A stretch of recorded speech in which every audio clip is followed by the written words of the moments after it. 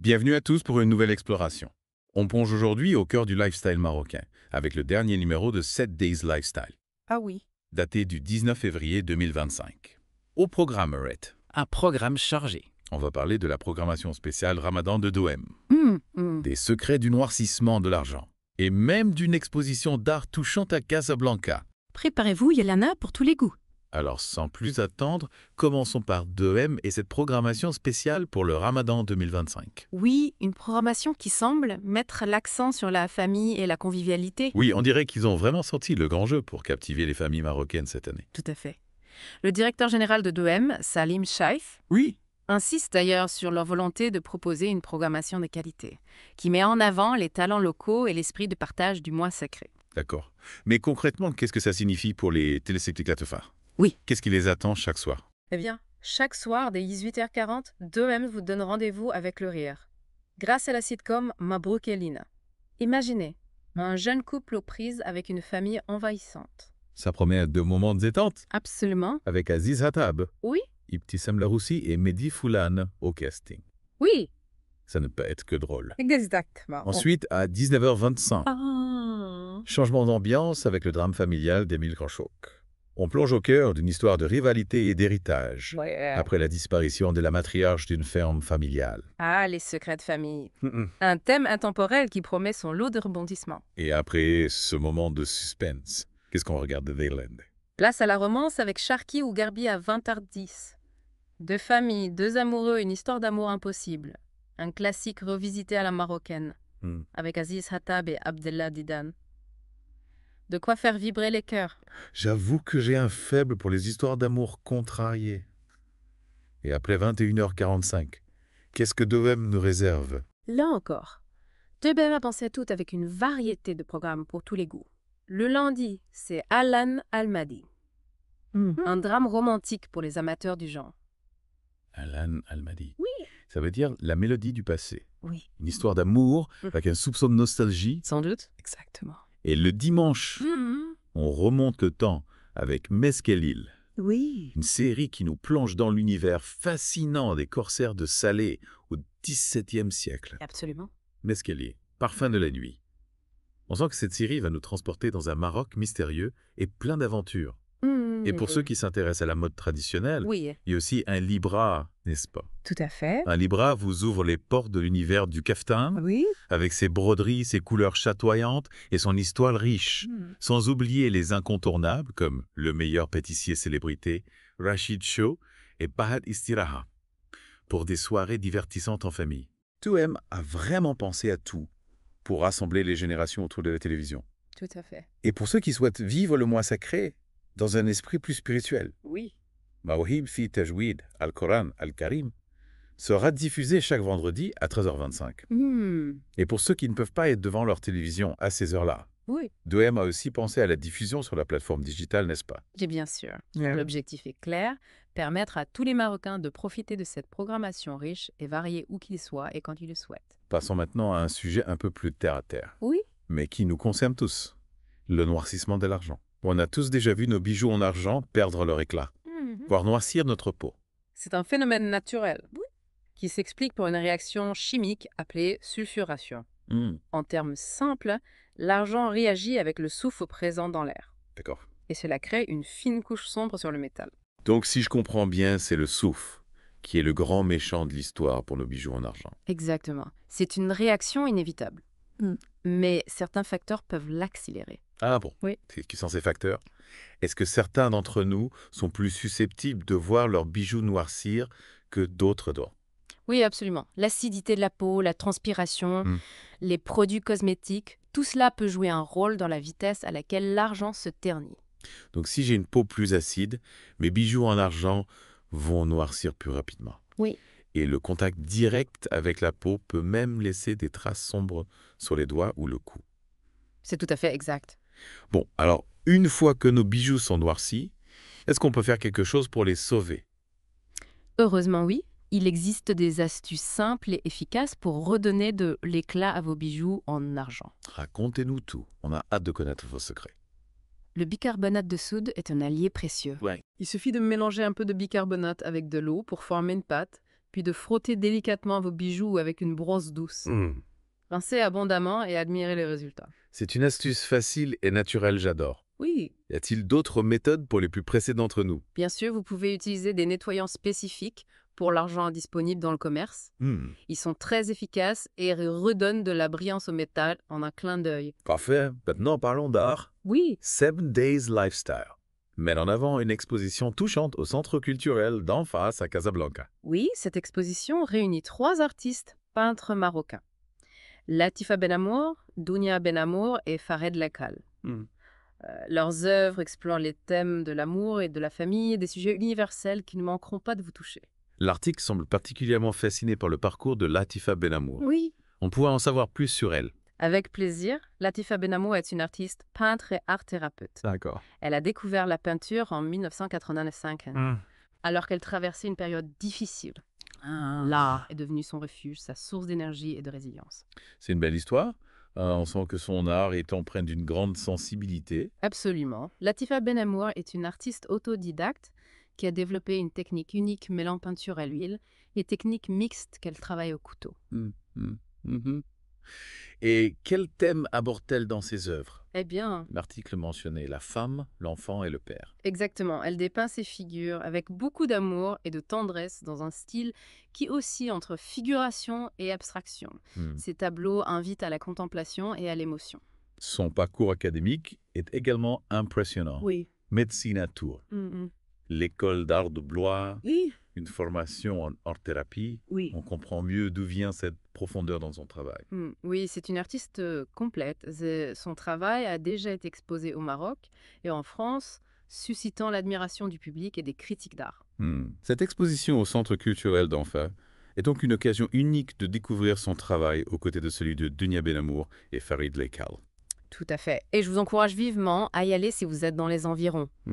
L'exposition se déroule jusqu'au 22 février. C'est noté en parlant d'histoire touchante. Oui. 7 Days Lifestyle nous parle d'une intervention de l'Agence nationale des eaux et forêts qui a fait chaud au cœur. Il s'agit de perroquets, n'est-ce pas? Oui, l'ANEF a régularisé la situation de 5 perroquets protégés qui étaient détenus illégalement à Chefchaouen. Ah, bon, que s'est passé exactement? Le propriétaire de ces perroquets a été interpellé par l'ANEF. Après vérification des documents et paiement d'une amende, il a finalement obtenu un permis de détention, D'accord. fait sous conditions strictes. C'est rassurant de savoir que la nef veille au grain. Quelles sont ces conditions? Il doit respecter un suivi vétérinaire régulier pour ces perroquets. Et il lui est interdit de les vendre ou de les reproduire. L'objectif est de garantir le bien-être de ces oiseaux. Oui. Et de lutter contre le trafic d'espèces protégées. C'est une excellente nouvelle. Il est vraiment important de protéger la faune sauvage, surtout les espèces menacées. Absolument, cette intervention de l'ANEF illustre bien son engagement pour la préservation de la biodiversité au Maroc. Et en parlant d'engagement, 7 Days Lifestyle nous parle d'une marque marocaine qui fait parler d'elle. Jihan et sa nouvelle collection de sacs Gem. Ah oui, Jem, une collection qui s'inspire des pierres précieuses et qui allie minimalisme, éthique et élégance. Exactement. La créatrice Jihan Boumedian Oui. semble avoir mis l'accent sur des valeurs importantes comme la durabilité et la production locale. Oui, les sacs Jem sont fabriqués avec des matériaux durables et la confection est entièrement marocaine. D'accord. C'est une vision moderne du luxe à la fois responsable et élégante. On adore ce genre d'initiative. C'est un bel exemple de réussite entrepreneuriale marocaine et une belle preuve que le luxe peut rimer avec conscience écologique. Tout à fait. Jihan Boumedian a voulu créer une marque qui reflète ses valeurs et qui s'adresse aux consommateurs soucieux de leur impact sur l'environnement. Parlons maintenant de quelques nouvelles plus brèves mais tout aussi intéressantes. D'accord. Commençons par la chanteuse Shakira, qui a malheureusement connu une mésaventure à Lima. Oui, elle a été hospitalisée en urgence pour des douleurs abdominales. Et son dossier médical a malheureusement fuité sur les réseaux sociaux. Les autorités sanitaires péruviennes ont ouvert une enquête. Et la clinique risque une amende conséquente pour cette violation grave de la vie privée. Espérons que Shakira se rétablira rapidement et que cet incident ne ternira pas sa tournée mondiale. Heureusement, elle a pu reprendre sa tournée malgré cet incident. Restons dans le domaine artistique, mais cette fois-ci au Maroc. Oui. L'actrice marocaine Dounia Boutazou a été victime d'un malaise sur le tournage du sitcom ramadanesque Oulediza. Oui, le rythme de tournage était très soutenu. Et elle a perdu connaissance à cause de la fatigue et du manque de repos. Ah. Elle a été hospitalisée pour des examens et on lui a conseillé de se reposer. C'est un rappel important pour tous les professionnels du cinéma et la télévision. Oui, La santé passe avant tout. absolument. L'équipe de tournage a d'ailleurs décidé de suspendre la production jusqu'au rétablissement complet de Dounia Boutazou. On souhaite un bon rétablissement à Dunia Boutazou. Mhm. Et pour finir sur une note plus légère, Mm. parlons de Gad Elmaleh, qui a créé la polémique avec un tweet sur les théâtres fermés au Maroc. Ah oui, son tweet a fait couler beaucoup d'encre. En Oui. pleine tournée européenne, il s'est étonné de la fermeture des nouveaux théâtres de Casablanca et Rabat. Mm. Et son message a été interprété comme un appel indirect aux autorités pour pouvoir y jouer son spectacle. Mais quel est le problème? Pourquoi ces théâtres sont-ils fermés? Il se trouve que ces édifices ne peuvent être inaugurés que par Sa Majesté le roi Mohamed Zerd. C'est un protocole bien établi au Maroc et la méconnaissance de Gad Elmaleh a surpris de nombreux internautes. Ah d'accord, ce n'est donc pas une question de censure, Non, mais de protocole. exactement. Il s'agit simplement d'une maladresse de la part de Gad Elmaleh qui n'était probablement pas au courant de ce protocole. Eh bien, on lui pardonne cette petite gaffe, en espérant qu'il aura l'occasion de se produire dans ces magnifiques théâtres une fois qu'ils seront inaugurés. Tout à fait. Et pour terminer ce tour d'horizon, parlons d'une information qui nous concerne tous à l'approche du mois sacré. La date du début du Ramadan 2025. Oui, c'est une question qui est sur toutes les lèvres, alors qu'en disent les experts. L'astronome Ali Amraoui a fait ses prévisions. Et selon lui, le Ramadan débutera le dimanche 2 mars 2025 au Maroc. Et pour l'Aïd al-Fitr, aura-t-on un mois de jeûne complet? Ali Amraoui prévoit que l'Aïd al-Fitr sera célébré le 31 mars, ce qui nous donnerait un mois de jeûne de 29 jours. Bien sûr, il ne s'agit que de prévisions. La date officielle sera annoncée par le ministère des Habous et des Affaires islamiques après observation de la nouvelle lune. C'est exact, l'observation à l'œil nu reste déterminante pour l'annonce officielle du début du mois sacré au Maroc. C'est une tradition importante qui marque le début de ce mois si particulier. On a hâte d'en savoir plus sur ce que nous réserve le Ramadan 2025. Moi aussi, et en attendant, on continue notre exploration du lifestyle marocain avec 7 Days Lifestyle. Restez avec nous. Voilà, on arrive à la fin de notre exploration du lifestyle marocain avec 7 Days Lifestyle. T'es jamais. Ah oui, le temps passe vite quand on s'amuse. C'est vrai?